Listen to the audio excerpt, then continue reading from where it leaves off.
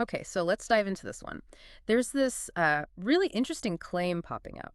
The idea is that you can put your saliva on a seed, Hmm. and the plant that grows from it somehow reads your DNA and then, like, changes itself to grow nutrients you specifically need. Yeah, it's a very personalized farming idea, isn't it? Like the plant is tailoring itself just for you. Exactly. And some people present it as this, ancient wisdom that science just ignores. Right. It taps into that feeling of maybe lost knowledge or a deeper connection with nature. For sure.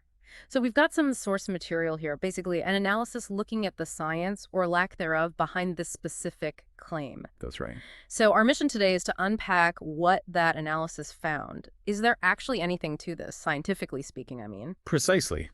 We're going to walk through what the science says based on this analysis we have.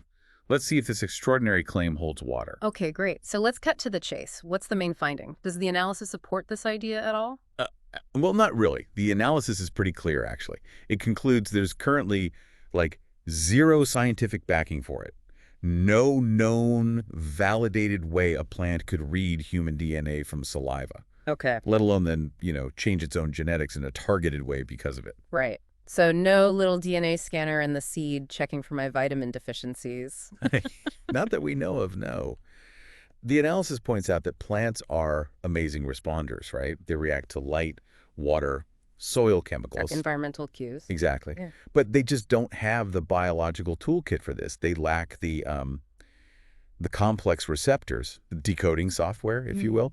The whole system needed to interpret detailed genetic info from a totally different species like us, especially from just a bit of saliva. Okay, that makes sense biologically. What about the saliva itself? I mean, what's actually in it? Could any of that trigger some kind of genetic response?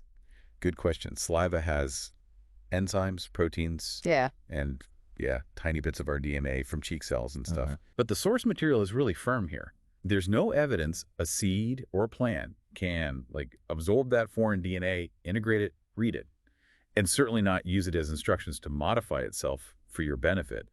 Imagine if plants just easily soaked up DNA from everything around them. It'd be chaotic. Yeah, good point. So if the saliva thing isn't how plants adapt or change genetically, how do they change? What does the analysis contrast this with? Well, the analysis mentions the established science, right? Genetic change in plants happens mostly through things like natural selection over long periods. Favorable traits get passed down generations. Okay, evolution, basically. Pretty much. Yeah. And random mutations, spontaneous DNA changes. And then, of course, there's human intervention, like genetic engineering in labs. A quick lick on a seed just doesn't fit into any of those known complex mechanisms described in the source. So scientifically, this analysis says it's pretty much debunked. Where does this idea seem to come from then? Who's spreading it? Yeah, the source material touches on that. It suggests this idea circulates a lot in alternative wellness circles, maybe holistic health communities, that kind of thing. It seems rooted more in, personal stories, anecdotes, maybe a more spiritual or mystical view of nature. Less about lab results, more about belief. Seems that way. Hmm. And the analysis even points out that fact-checking groups like AFP and Check Your Fact have looked into this claim specifically because it's out there, and they've also debunked it. They found no evidence, called it biologically implausible. Wow. Okay. So bringing this back to you listening, what's the takeaway here? Well, I think it's a really interesting example of how appealing certain ideas can be, even when the science, or at least the analysis of the science, says, hold on, that doesn't add up. Yeah. The idea that a plant could grow just for you, reading your body. Yeah. It's powerful, isn't it? It speaks to wanting a connection to our food, natural solutions, maybe taking control of our health. That personal connection plus natural remedy vibe is potent. Absolutely.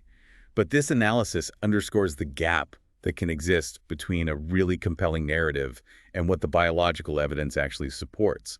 Plant biology just works differently, according to the science presented here. It definitely makes you think.